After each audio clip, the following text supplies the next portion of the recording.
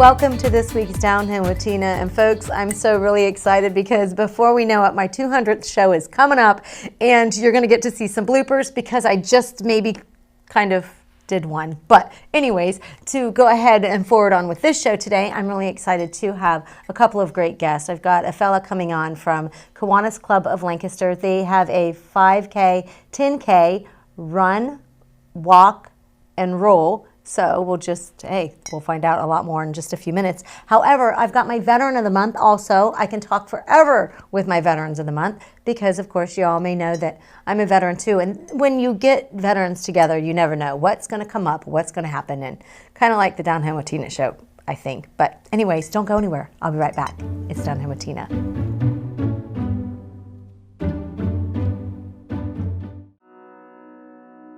The Frankie Smith Funeral Home and Crematory in Lancaster and the Johnson Smith Funeral Home in Baltimore have a long and wonderful history of serving our community. Feel free to give us a call at 740-653-0652. Stop in and see us at either of our two locations, 405 North Columbus Street in Lancaster and 207 South Main Street in Baltimore. Respect for tradition, regard for change. You walked down the aisle and promised happily ever after. Sometimes happily ever after means ending a relationship. We know the conversations are not easy. Deciding what's best for you, your children, and your next steps takes work and communication. At Dagger Law, we know there are no monsters in a divorce, only people trying to find their way. Local, trusted, experienced. Dagger Law.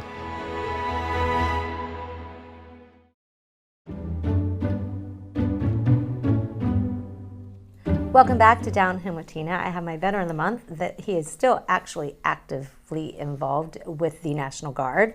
And I'm really excited because 17 years just recently on the 26th of April. That's correct. Jimmy Arnold. So tell me a little bit about what was the reason that you decided to join the military?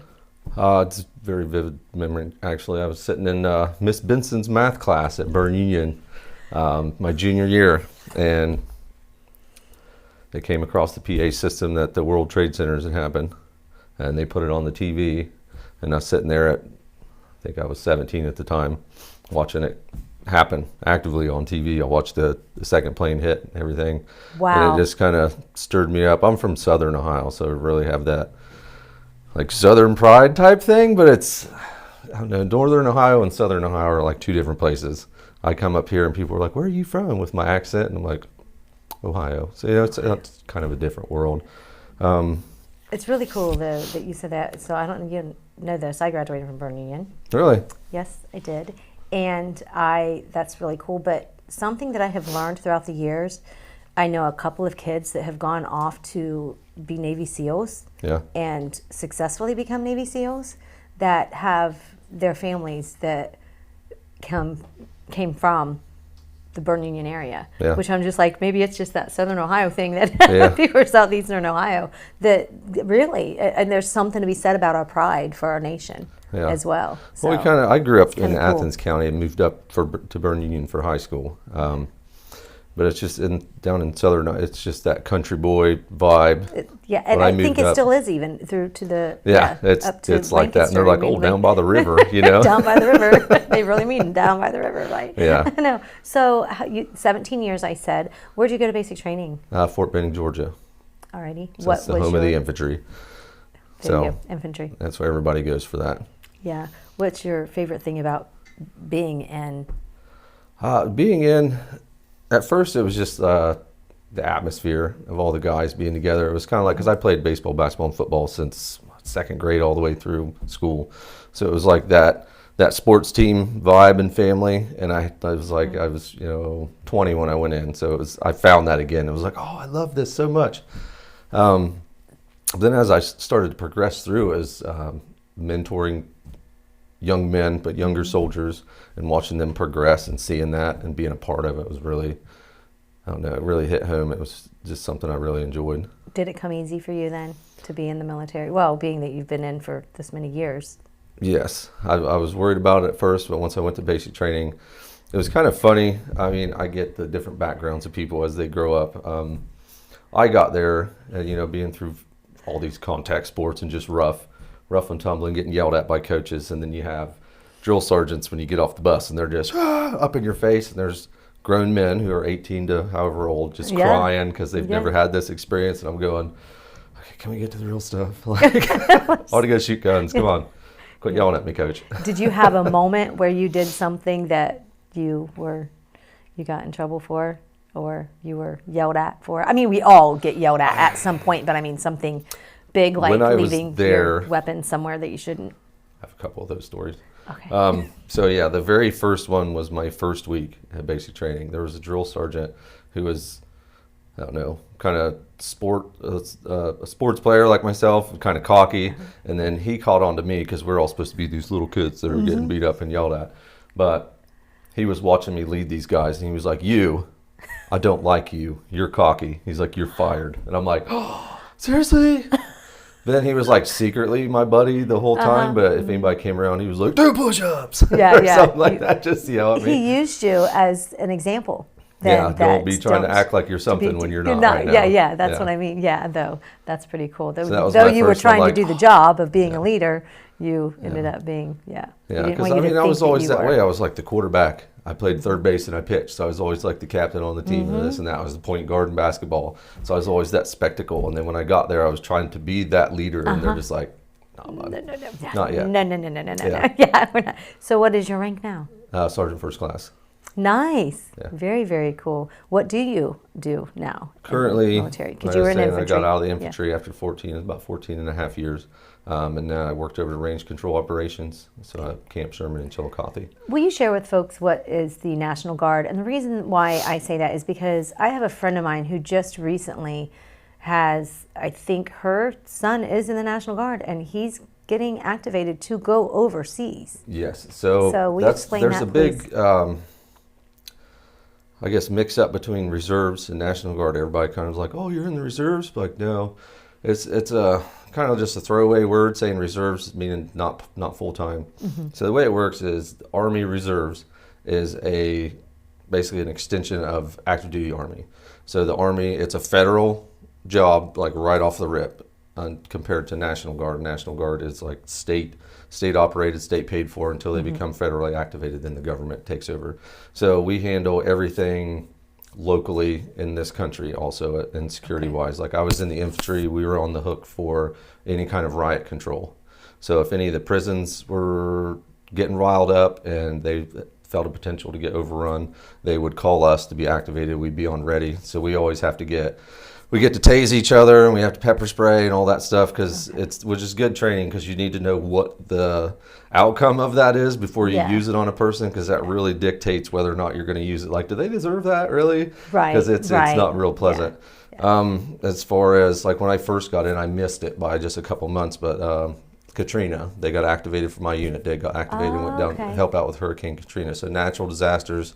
Let's see, the last one was the state was activated for the coronavirus. We went and helped when they did the vaccinations, like nobody's getting it, so they fired all the nurses. Well, then they didn't have anybody, so then they brought us in to like help whatever we could, just because there was such an influx of patients coming in. So there's just a wide variety of things. And then there's also the national, federal activations. In 2000, I joined in 2006, graduated basic training at the end of that. 2007, I did, I think, my first 3 drills just on weekends, and then I got a full-time job. Worked 7 months straight into a deployment going to Iraq in 2008. So January 1, we all showed up, got our stuff ready, went and trained for 3 months. We were gone for an entire year. Went to Iraq, Kuwait, was doing convoy security operations.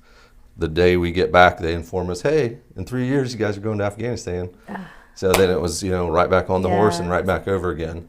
So we were actually one of the most deployed National Guard units going across the pond in the country, because we're just on a constant rotation due to readiness, soldier numbers. There's a lot that falls into it that, to be eligible to be activated. I remember it was when we were activated, I was back for Desert Storm quite a few years beforehand, but the reserves weren't really ready. to be activated for anything at that time. I don't feel as if they were, because I remember them. I just remember it. I'm not saying that they're not slightly ready, but it didn't seem like it. It was a different even way the guard then as was it is that now. way.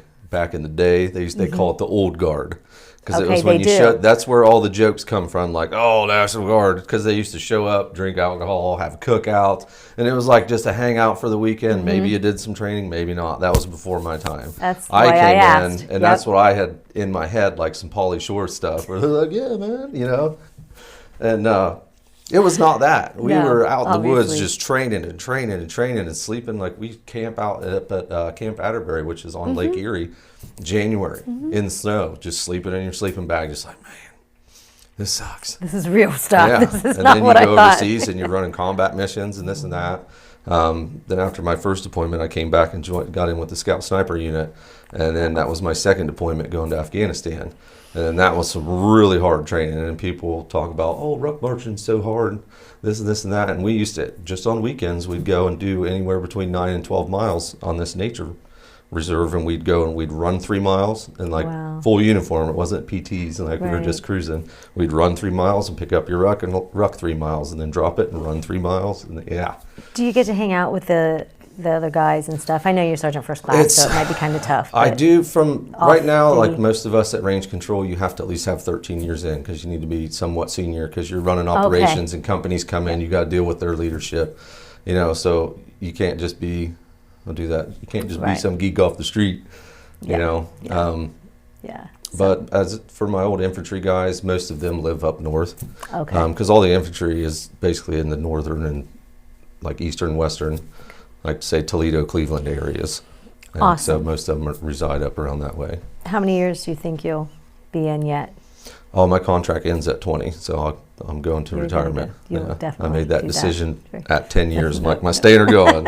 Yeah. Going halfway across the river to come back. Right, yeah. Well, I want to thank you so much for taking the time, for being with me today, Jimmy. We just have a couple of things. As my Veteran of the Month, some goodies in here. And Ava Jewelers, I work with them, and I have a gift card in there for something that you can get for somebody if you like. And then also, I shared this before, I have a little card in here I like to tell people, just that I give out, always look on the bright side. You can pass this on to somebody else, because that's the way to spread positivity. Yeah. But I have a feeling you might be kind of positive, but that's another extra way to spread positivity. I appreciate Thank that you so greatly. much. Thank you. Appreciate you being here, so keep going. Yeah. Awesome stuff, guys. Don't go anywhere. I'll be right back. You are watching the Downhill with Tina show.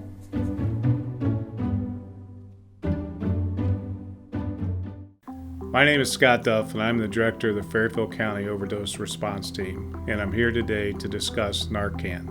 Narcan is the opioid overdose reversal medication. Narcan saves lives. We have saved countless lives in our community by providing Narcan to those with substance abuse disorders. We would very much like you to consider carrying Narcan on a regular basis. Narcan can be obtained easily in your community by reaching out to the Fairfield County Overdose Response Team at 740-901-1598. This message is brought to you by the Fairfield County Adam H. Board. Okay, Dad. 1, 2, 3.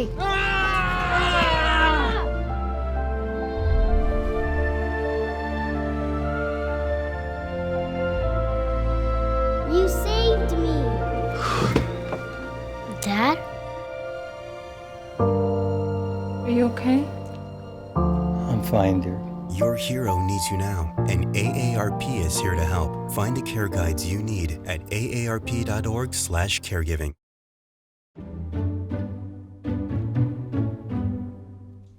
It's Downhill with Tina, and I have Josh Gordon with me. He's a member of the Kiwanis Club of Lancaster, and they have an event coming up before too long that you can either walk, run, or roll. But I'm going to let Josh share all of the details about that, because I just know a little bit about that. Josh, welcome to the show. Yeah, thank you for having me. So you could do all three, walk, run, or roll. But you may see me out there doing all three. But yeah, so we're having a 5K, 10K that's coming up here. This is our third annual. We've kind of started it right before 2020, and we've continued to do so. And it's coming up May 20th at 9 o'clock. So you can go to our Facebook page and find a link there to register. And or you can always send an email to kawanagoforarun@yahoo.com, or find us on various websites, runcolumbusraceseries.com, and register as well through there. What is the mission of Kiwanis Club of Lancaster, Josh? So the mission is simply just to help the kids and the youth in our community, and just serve those who are in need. Those children. Part of what we do, of course, most people know of like the pancake breakfast every year, every December. That's the first Saturday every December. That's a big fundraiser for us, and part of what I'm involved in is the free baseball league that we offer kids here in the community for 9 to 12-year-olds, and I coach in that as well. That's been going on for several decades for Kiwanis, and so we're just all about helping the kids in the community. How many years have you been involved? So I've been with Kiwanis for probably about 5 years or so, and obviously time is very valuable, and I just have chosen to dedicate what spare time I can to their mission, because I believe it's very important for the youth and the kids to have just good role models and good support. And there's a lot of great programs out there that we help support that, the underserved youth in the community. Don't you guys sell the mixed nuts? Yes, we do. I think I ate the whole jar by myself in a long, I don't want to say a long period of time, but yes, in a period of time. Those are a good fundraiser for us, and they're very good. And that's what I'm glad you had said that, because it's a fundraiser, and that's kind of what people can see as like the 5K, 10K that's coming up. Sure. Is more of a fundraiser. Yes. Because that is what you guys need to do as a nonprofit in order to be able to continue to help the kids in the community. Absolutely. Yeah, we depend on these types of events, the nuts, the pancake breakfast, this 5K, and any other donations to just continue our mission, which is just simply helping the youth and the kids in Fairfield County and around. Is there any favorite, maybe something that happened that you have witnessed in the last 5 years that makes you just go, oh, this is exactly why I do this? And it may happen regularly, I don't know. You may have a lot of those. I mean, just the camaraderie that we have in our organization, it really is kind of like a big family, and we just all, obviously are centered around one mission. So the pancake breakfast comes to mind for me. Is just a very fun time of the year where after we're done, we're exhausted, but it was, we serve several hundred people that go through those lines for the pancake breakfast. And, I can just say it's very rewarding as far as like our baseball program, just seeing the kids have fun and just, learn teamwork and respect and those life lessons as well. As far as being a member, how does one become a member of Kiwanis if they're interested? Yeah, if you're interested, we have meetings every Wednesday at noon at Connections West over off of Pierce Avenue there. And if you just show up to a meeting, we can get you signed up to be a member. As far as do you have to be a member in order to participate and be involved with the coaching as you're talking about? Because how many teams are typically? Is it? Yeah, I'm unfamiliar with that part of it. And is it for boys and girls? Yes, good question. So you don't necessarily have to be a member to be involved in some of our programs. Okay.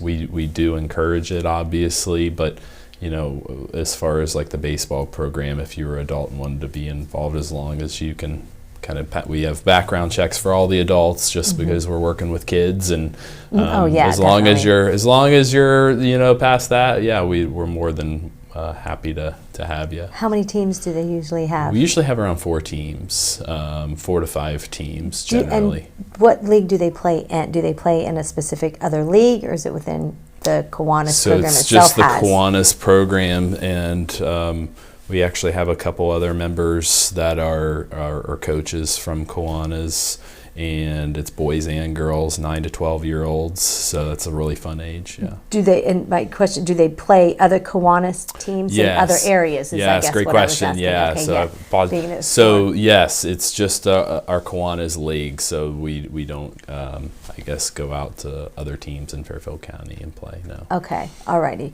So so it's within other Kiwanis in the area. How many Kiwanis groups or clubs are there in a lot? Do you know of? Yes, there's several in Central Ohio. Central Ohio. Okay, yeah, that's exactly what I was trying to Yeah. ask. So you got that right. Yeah.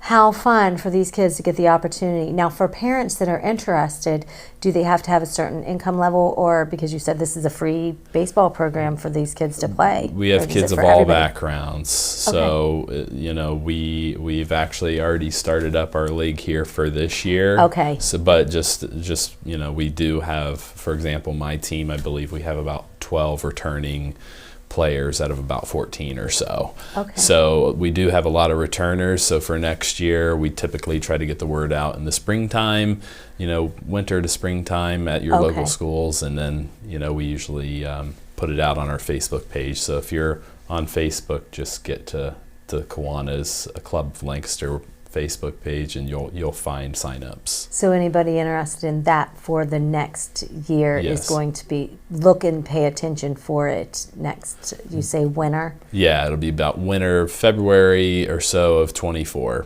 Open to any of the kids in Fairfield County? Yes. Is that what it's so not just the city of Lancaster? Yes, yeah. Typically, I've had kids from, I've had kids out in Zanesville, so not even really, it doesn't necessarily, No, further out. That are just looking for an opportunity to play, and we supply them with anything that they need: cleats, gloves, balls, anything like that. So, oh, very, very nice. This is so funny. I was at a baseball game recently, and I was thinking to myself, is baseball the only sport where you have all of your own stuff? I'm trying to think. I was thinking about that because you don't usually bring your own basketball. You usually don't bring your own football. You don't bring your own volleyball in the girls' sports or golf and softball. Would be the only thing that I golf. could compare it to. Golf, would be the only golf other or one. tennis, maybe. Yeah, isn't that fun? Yeah, because I'm like, what other sport?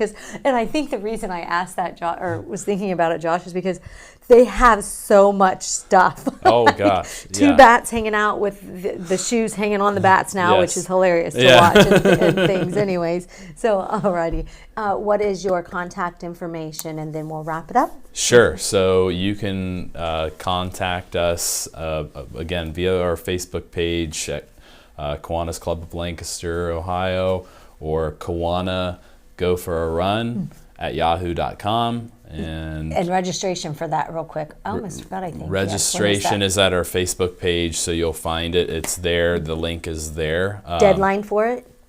Deadline, if you want a t-shirt, is May 3rd. Okay. If you can register all the way up to the day of the race, registration day of the race starts at 7:30. Perfect. All right. Thank you so much, Josh. Thank you for having me. Folks, don't go anywhere. I'll be right back with a special message. It's Downhill with Tina. Jordan knows he shouldn't eat this entire bowl of nachos, but tonight he's earned that right. Because a few hours ago, in the middle of happy hour, he recognized a sign. Not from the gods or a bolt of lightning, but from a double heart, a kissy face, and a fourth ha in ha ha ha. That's when Jordan knew he was buzzed. So when it was time to go, he got a ride home instead of driving. Be a legend like Jordan. Recognize your buzzed warning signs and get a ride home. Buzz driving is drunk driving. Life doesn't always give you time to change the outcome. Prediabetes does. 1 in 3 adults has prediabetes, but with early diagnosis, prediabetes can be reversed. And you can change the outcome. Take the 1-minute prediabetes risk test today. Go to doihaveprediabetes.org.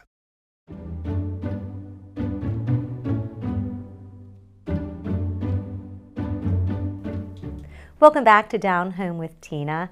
I just recently had the honors of getting to do some inspirational speaking with some students at a charter school in Columbus.